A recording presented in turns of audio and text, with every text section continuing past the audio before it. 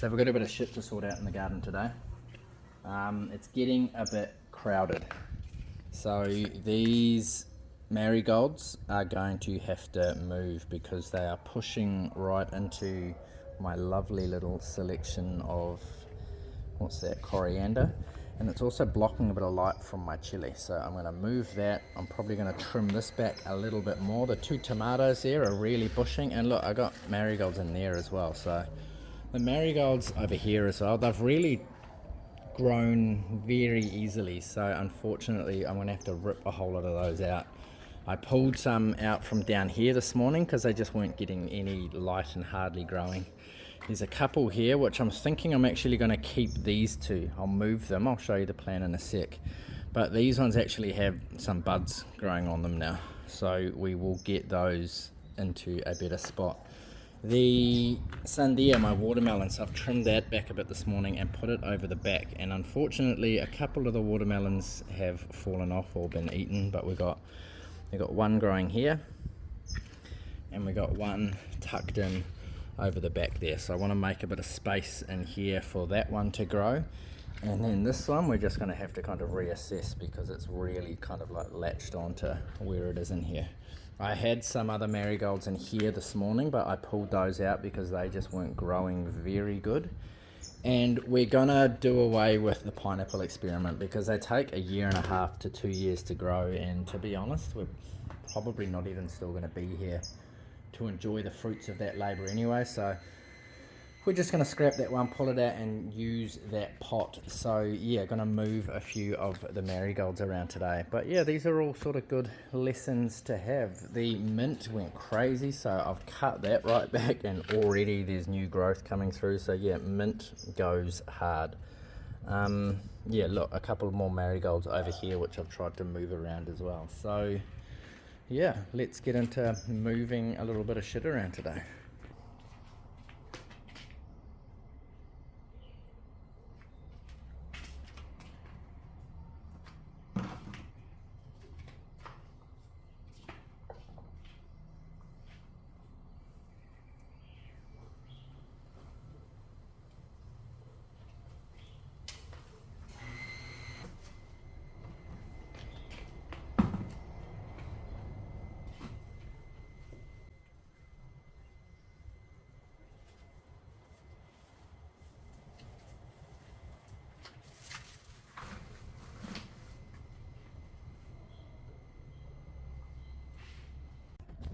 Alright, so that's already looking way better. Took a little bit off the bottoms of these tomatoes, this one and this one.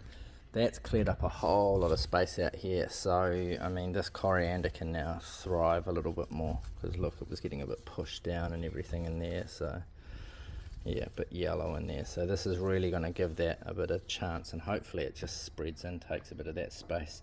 I'm going to move this guy just to give this whole area a bit of space because we have got one little, can you see that? One little watermelon growing there. So if we can give that a little bit of space, that would be ideal. I have kept one in over the back here, one of the marigolds, because they are a good partner flower for the tomatoes and for the basil. And then yeah, getting rid of these others in the back here has now let us actually see a bit more of what's going on with our spinach. And yeah, this one here was not having the best time, so hopefully these guys can sort of bounce back and thrive now, because yeah, there's some good little meals in there. I'm assuming that, like the silverbeet, we can just start harvesting that as we go. Like, this is ready for another round. There's some big leaves in there that we can start chopping. The thing with these guys is if you always work on these outer stems, you can just keep reharvesting and it'll keep kind of just growing out. So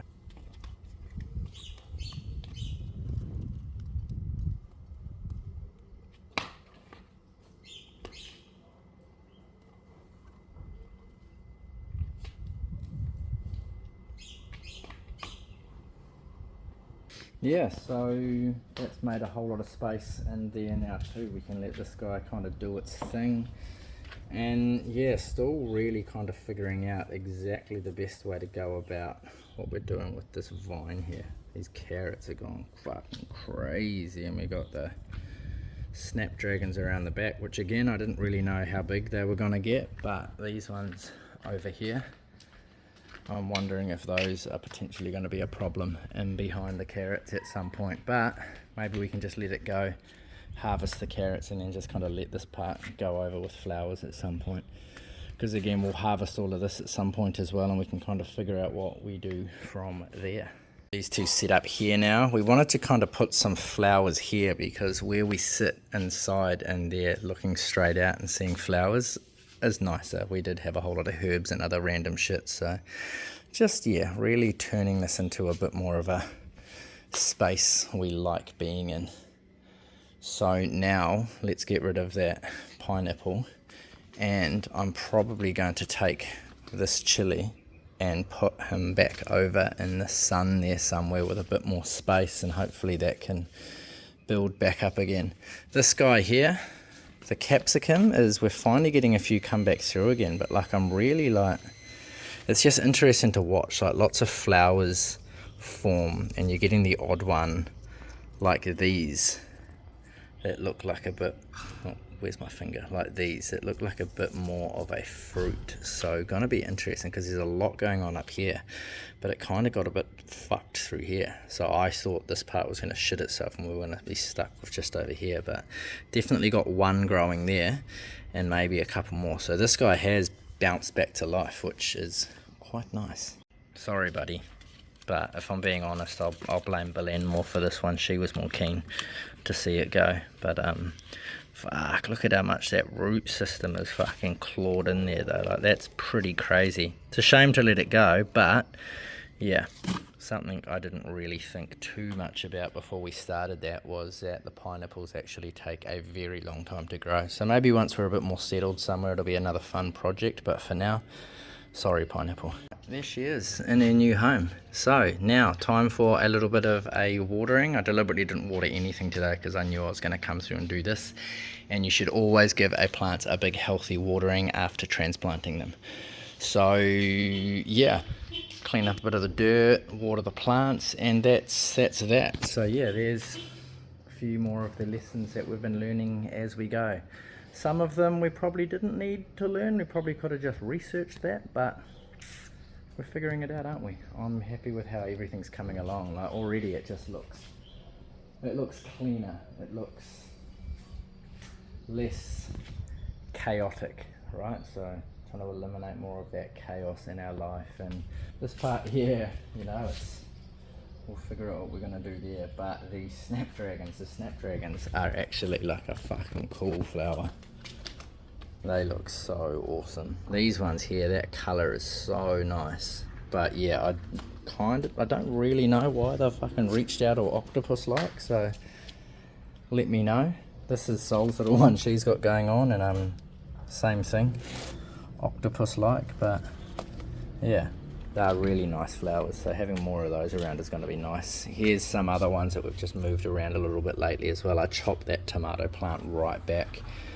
I think he's in a little bit of shock because I've just chopped so much off him. Flowers going on though, so I'm assuming more tomatoes are coming soon. These ones here were over the other side there and they were fucked. So yeah, seeing new little guys bloom up there is quite nice. I probably need to chop these guys off as well, but yeah, we'll see if that marigold does much, but it's definitely latched on. Like I just moved all those last week, so they've taken. So yeah, let's get a bit of water in and yeah, tidy up this yard, and then yeah, I'll keep you posted on everything else exciting happening in our world. This is Grow With Nothing. Thanks for checking us out.